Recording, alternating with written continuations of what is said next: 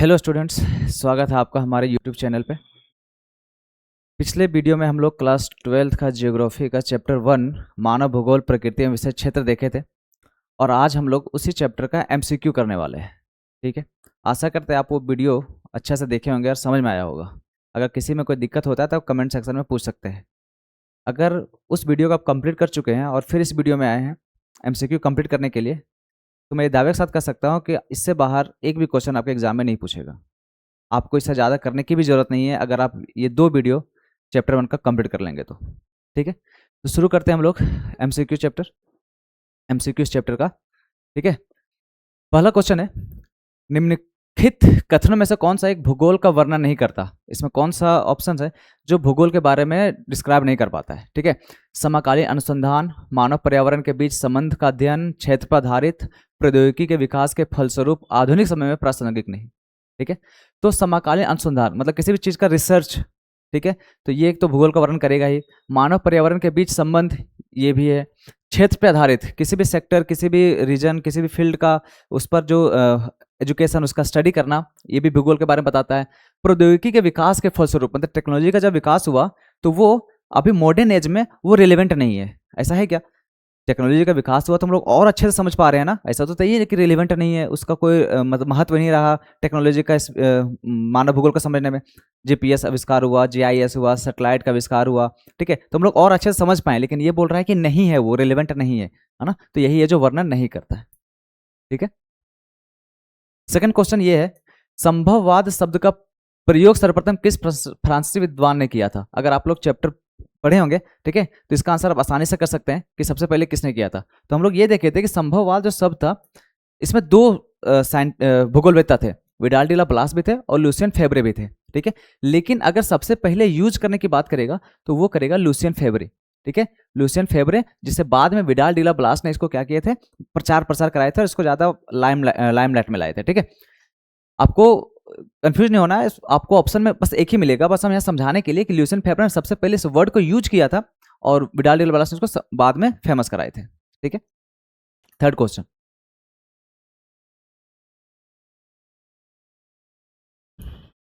नव निश्चयवाद के प्रवर्तक कौन है? आपको बार बार हम बोल रहे हैं कि ये तीनों विचारधारा बहुत इंपॉर्टेंट है, निश्चयवाद, संभववाद और नव निश्चयवाद। ठीक है, निश्चयवाद रेटजल और उसकी शिष्या जो थी सैंपल। संभववाद अभी जो जिक्र किए हम लोग, लुसियन फेब्रे और विडाल डी ला ब्लास। और नव निश्चयवाद, इसके प्रवर्तक कौन है? इसके प्रवर्तक माने जाते हैं ग्रिफिथ टेलर। आप इसके बारे में आपको एक और रिकॉल कर देते हैं फिर से। ठीक है, कि ये नव निश्चयवाद होता क्या था, रुको और जाओ सिद्धांत। ठीक है, जिससे हम लोग ट्रैफिक सिग्नल से कंपेयर करके देखे थे और ग्रिफिथ टेलर भी इसको ट्रैफिक सिग्नल से ही कंपेयर करके समझाए थे हम लोगों को। ठीक है, कि रुकना है और उसके बाद जाना है। ठीक है, मतलब प्रकृति के साथ ज्यादा छेड़छाड़ नहीं करना है, प्रकृति एक लिमिट तय करती है, उसमें रह के हमको विकास करना होता है। ठीक है, इसलिए ट्रैफिक सिग्नल के जैसा हम लोग कंपेयर किए थे। बाकी डिटेल्स हम लोग चैप्टर में देखें, अगर अच्छा समझना तब एक बार वीडियो को एक बार बढ़िया से देख लीजिएगा। निम्नलिखित में से कौन सा एक भौगोलिक सूचना का स्रोत नहीं है ना, जिससे हमको जियोग्राफिकल इन्फॉर्मेशन नहीं प्राप्त होता है? किससे? यात्रियों के विवरण से। जो भी यात्री लोग होते हैं, जो भी ट्रैवलिंग करके जो बुक में लिखते हैं, कैसे हमको किसी के जियोग्राफी के बारे में पता नहीं चलता? पता चलता है वहाँ के क्षेत्र के बारे में, ये तो पता चलता है। प्राचीन मानचित्र, कोई भी जो मानचित्र है, क्या उससे हमको जियोग्राफी के बारे में पता नहीं चलता? पता चलता है। चंद्रमा से टूटे पदार्थों के नमूने, चंद्रमा से मान लो कोई उल्कापिंड गिरता है तो हम लोग उसके बारे में, ब्रह्मांड के बारे में, भूगोल के बारे में ज्यादा समझते हैं, ये भी सही है। प्राचीन महाकाव्य, इसका आंसर प्राचीन महाकाव्य ही होगा। ठीक है, क्योंकि ये उतना ज्यादा स्रोत नहीं दे पाता, क्योंकि प्राचीन महाकाव्य में ज्यादातर हम लोग ग्रंथ, धर्म, ये सब के बारे में ज्यादा स्टडी करते हैं। ठीक है, नेक्स्ट क्वेश्चन, एंथ्रोपोजियोग्राफी नामक पुस्तक किसने लिखा था? ठीक है, तो मानव भूगोल के पिता किसे कहा जाता है? फ्रेडरिक रेटजल को। यही अपने बुक में, एंथ्रोपोजियोग्राफी नामक बुक में, मानव भूगोल के बारे में लिखना स्टार्ट किए थे, इसलिए हम लोग इन्हें मानव भूगोल के पिता भी कहते हैं। ठीक है,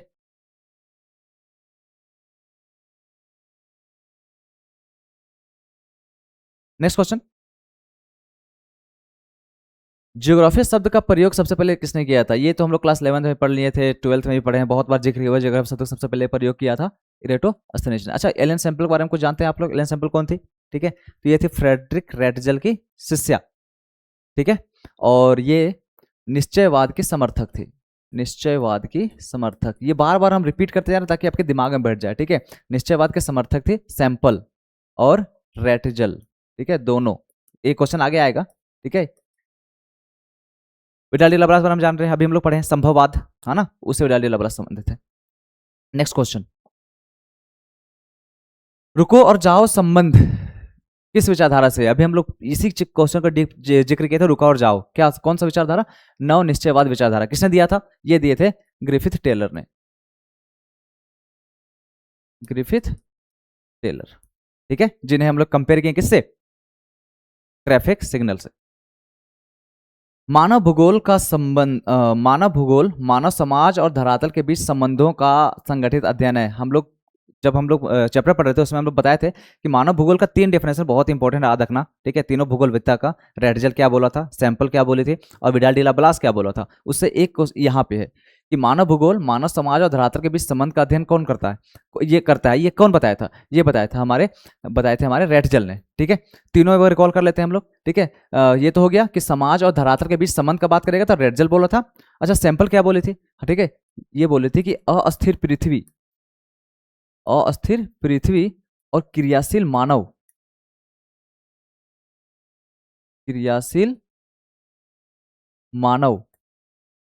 के बीच जो संबंध होगा वो बताई थी एलन सैंपल, ठीक है। नेक्स्ट क्वेश्चन आते हैं हम लोग, फ्रेडरिक रेडजल के शिष्य का नाम बताइए। ये बहुत बार हम लोग जिक्र कर चुके हैं अभी, एलन सैंपल। नेक्स्ट क्वेश्चन, आर्थिक भूगोल में किस उपक्षेत्र को सम्मिलित नहीं करते हैं? ठीक है, एक बहुत इंपॉर्टेंट टॉपिक है चैप्टर 1 में कि मानव भूगोल के क्षेत्र और उपक्षेत्र, ठीक है। इससे बहुत बार क्वेश्चन बनता है और सब्जेक्टिव भी बनता है और ऑब्जेक्टिव भी बनता है।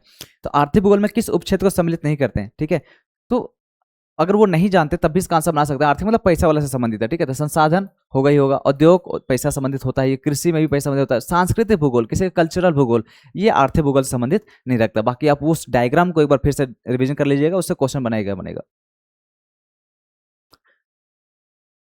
नेक्स्ट, संभववाद की अवधारणा किस घटक को ज्यादा महत्व माना गया? अच्छा, संभववाद में, ठीक है, किस घटक को ज्यादा इंपॉर्टेंट माना गया है? मानवीय घटक को, प्राकृतिक घटक को, दोनों को, या इनमें से कोई नहीं? अच्छा, संभववाद पहले होता क्या है, ठीक है, क्या होता है संभववाद? ठीक है, जब टेक्नोलॉजी का विकास हो चुका था, ठीक है, जब हम लोग के पास ज्ञान हो गया था, भूगोल को समझने लगे थे हम लोग, प्रकृति को समझने लगे थे हम लोग, ठीक है, तो हम लोग प्रकृति पे हावी हो गए, प्रकृति को हम लोग कंट्रोल करना शुरू कर दिए थे।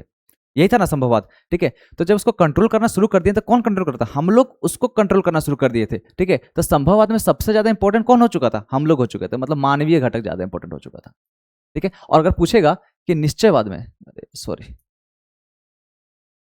अगर पूछेगा कि निश्चयवाद में क्या इंपॉर्टेंट था, निश्चयवाद में, ठीक है, तो निश्चयवाद क्या था कि प्रकृति हमको कंट्रोल कर रही थी, तो इंपॉर्टेंट उसमें कौन हो गया था? प्रकृति, ठीक है। माल्थस के सिद्धांत का उपयोग किस विचारधारा के अंतर्गत किया गया है? माल्थस के सिद्धांत का उपयोग, ठीक है, हम लोग देखे थे 1970 के बाद 3 नई विचारधारा आई थी, ठीक है।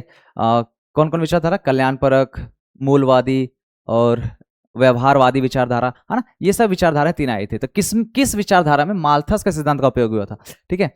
तो मार्क्स, ये हम लोग पढ़े थे कि मार्क्स के सिद्धांत का उपयोग किसमें हुआ था, ठीक है, वो हुआ था आपका मूलवादी और रेडिकल विचारधारा। तो इसी विचारधारा में माल्थस के सिद्धांत का भी उपयोग हुआ था। अच्छा, ये विचारधारा क्या बोल रहा था? ये विचारधारा बोल रहा था गरीबी के बारे में, समाज में जो असमानता था उसके बारे में, ठीक है। कल्याणपरक विचारधारा क्या बोल रहा था? मानव के कल्याण के बारे में, मानव का कल्याण कैसे होगा, उसको स्वास्थ्य शिक्षा कैसे दिया जाएगा, उसके बारे में। व्यवहारवादी मानव के मानसिक संतुलन के बारे में, लोगों की मानसिकता क्या होती है किसी भी क्षेत्र में रहने के लिए, नहीं रहने के लिए, ठीक है। तो ये विचारधारा आया था 1970 के बाद। तो किस सिद्धांत में? माल्थस के सिद्धांत का उपयोग किया था। तो माल्थस का सिद्धांत बोले या तो मार्क्स के सिद्धांत का उपयोग बोले, सब था आपका मूलवादी या रेडिकल विचारधारा में, जिसमें गरीबी का बात करता है, ठीक है, असमानता का बात करता है। नेक्स्ट क्वेश्चन, 1990 का दशक भूगोल के किस उपागम के लिए माना जाता है? तो हम लोग देख लेते हैं 1970 में ये तीनों विचारधाराएं था जो पिछले क्वेश्चन था, लेकिन 1990 के बाद तो वो था आधुनिकतावाद विचारधारा, ठीक है।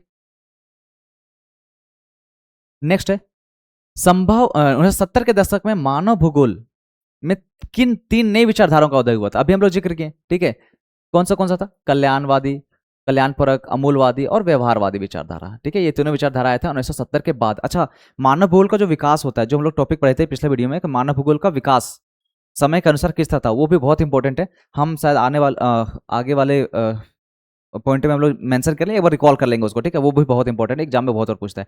तो 1970 के दशक के बाद कौन सा विचारधारा आया था? 3, तो 3 नई विचारधारा ऐड किया गया था, कल्याणपरक, अमूलवादी और व्यवहारवादी। नेक्स्ट क्वेश्चन, मानव भूगोल के जनक फ्रेडरिक रेडजल को किस देश के, मतलब किस देश से संबंधित है वो फ्रेडरिक रेडजल? ठीक है, तो ये थे आपका जर्मनी, ये आपको याद करना पड़ेगा, रट जाना पड़ेगा कि जर्मनी से संबंधित है। प्रकृति का मानवीकरण, ठीक है, प्रकृति का मानवीकरण किस विचारधारा से संबंधित है? ये क्वेश्चन तो आपको बहुत ही इजी लगा होगा, ठीक है, क्योंकि हम लोग ये पूरी तरह से एग्जैक्ट इसी तरह पढ़े थे हम लोग नोट्स में। तो प्रकृति का मानवीकरण किस वजह से संबंधित है? प्रकृति का मानवीकरण होता क्या था?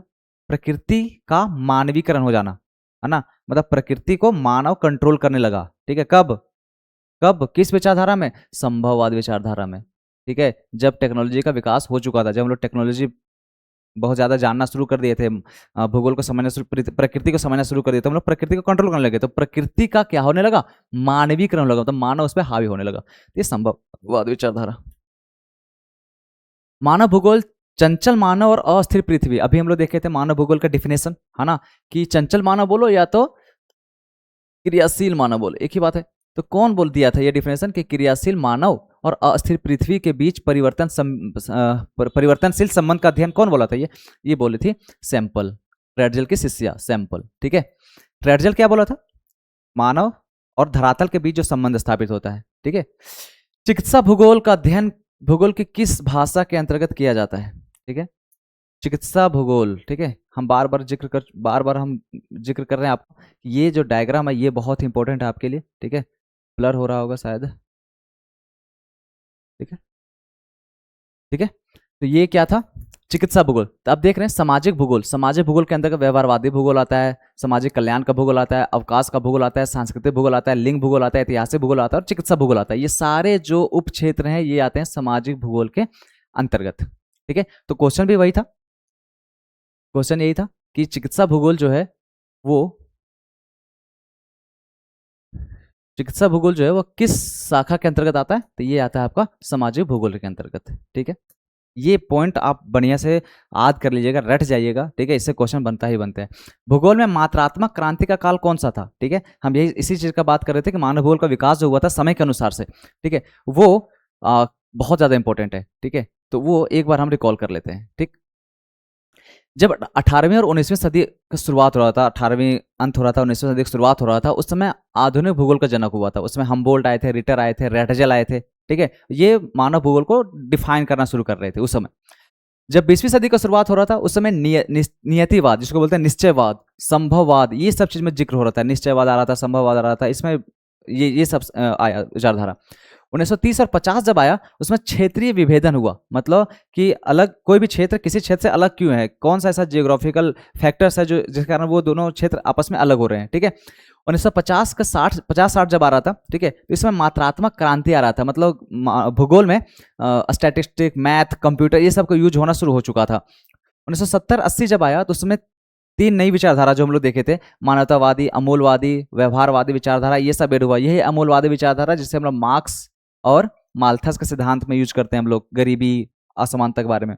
1990 के बाद कौन सा विचारधारा आया? उत्तर आधुनिकतावाद विचारधारा आया, ठीक है, जिसमें हम लोग GIS, ठीक है, सैटेलाइट वगैरह ज्यादा इस सबका यूज करना शुरू कर दिए थे, ठीक है। तो क्वेश्चन ये था कि ये जो डायग्राम है ये बहुत इंपॉर्टेंट है, ठीक है, आप इतना ही से याद कर लें या तो नोट्स जो बनाए होंगे उससे याद करें, ठीक है, बहुत इंपॉर्टेंट है।